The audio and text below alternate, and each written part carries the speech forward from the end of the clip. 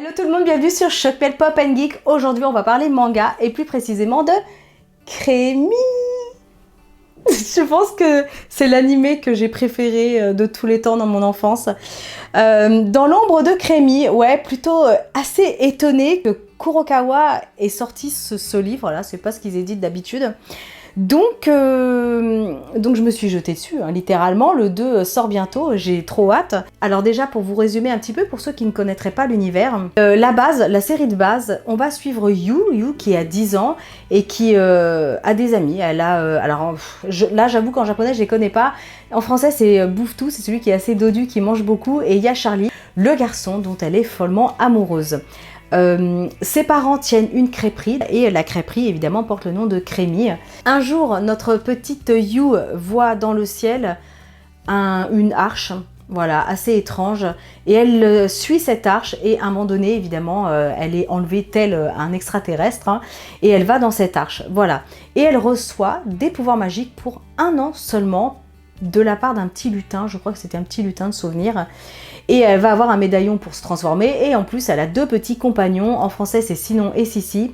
Et je ne sais pas en japonais. Vous me direz en commentaire. Évidemment, elle teste ses pouvoirs et elle se rend compte qu'elle peut se transformer en une jeune fille de 16 ans.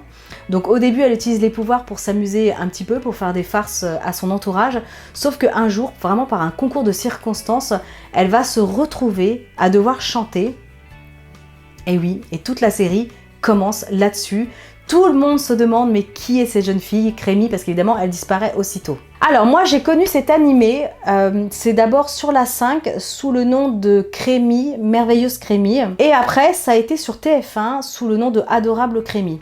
Et je me souvenais pas du tout que ça s'appelait Adorable Crémy, pour moi c'était Merveilleuse Crémy. Donc voilà, la petite anecdote. Bon, alors pour tous ceux qui ne connaissent pas du tout l'animé de base, je pense que vous allez être un petit peu perdu, même si c'est une lecture qui va rester agréable. Mais voilà, c'est quand même un truc un peu niche quand même, Crémy. C'est pour ça que je suis étonnée que ça apparaisse chez eux, parce que j'aurais pensé que c'était plutôt un titre qui apparaîtrait chez Black Box Édition. Voilà, si vous ne connaissez pas, foncez, Black Box Édition. Il y a du Georgie, il y a du Jeanne et Serge, du Vas-y Julie. Enfin voilà, d'ailleurs je vous en parlerai bien sûr bientôt sur la chaîne. Alors, le Chara Design a été confié à Akemi Takada. C'est notamment cette personne qui a fait Lamu, qui a fait Ranma 1/2, Maison et Koku, Juliette je t'aime en français, pour ceux qui ne connaîtraient pas le titre en japonais. Donc c'est du lourd quand même, hein. Je peux vous assurer que c'est du méga lourd. Si vous ne connaissez pas, vous allez légèrement paumer peut-être, parce que en fait ce manga va démarrer tout de suite au moment où il y a ce fameux concours de circonstances et elle se retrouve à chanter pour dépanner en fait la Parthénon en quelque sorte.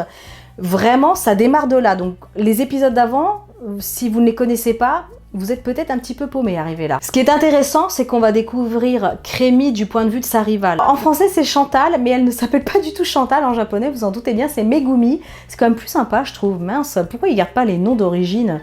Bref, donc on va voir donc Megumi, on va vraiment avoir le regard de Megumi sur Crémy du point de vue de sa rivale, et c'est très intéressant. Du coup, moi j'ai beaucoup apprécié le côté plus mature du livre, parce que étant petite, en fait pour moi Chantal c'était un peu une espèce de peste qui criait sans arrêt, et en fait en vieillissant, 30 ans plus tard, avec ce nouveau regard, on apprend quand même plein de choses, la dureté du milieu, du showbiz. Et en fait, Megumi, c'est une personne qui se bat, c'est vraiment une battante quoi. On le sent, elle se bat, elle veut être la meilleure, elle veut vraiment revenir sur le podium, la numéro 1. Et c'est vrai que c'est une force qu'elle a et c'est une grande qualité. Mon avis, la lecture est vraiment très agréable. Pour tous les fans de la série, vraiment, vous allez être en immersion totale. J'aime beaucoup donc l'aspect de Megumi qui a été développé dans ce premier tome. J'ai vraiment hâte de voir ce que va donner la suite, ce que nous réserve l'auteur. Mais c'est vraiment une vision très intéressante. Après, je vous cache pas que je pense que c'est une lecture qui est vraiment réservée aux fans. Je pense que ça peut être quand même assez compliqué pour ceux qui ne connaissent pas du tout, mais je pense que c'est agréable, mais difficile à suivre si vous ne connaissez pas un minimum de la série. Voilà mon avis sur Crémy. Écoutez, j'espère vraiment que cette capsule vous aura plu. Pensez à liker, partager, abonnez-vous à la chaîne Choc Pop & Geek si ce n'est pas encore fait, et moi je vous dis à très bientôt pour une prochaine capsule. Ciao!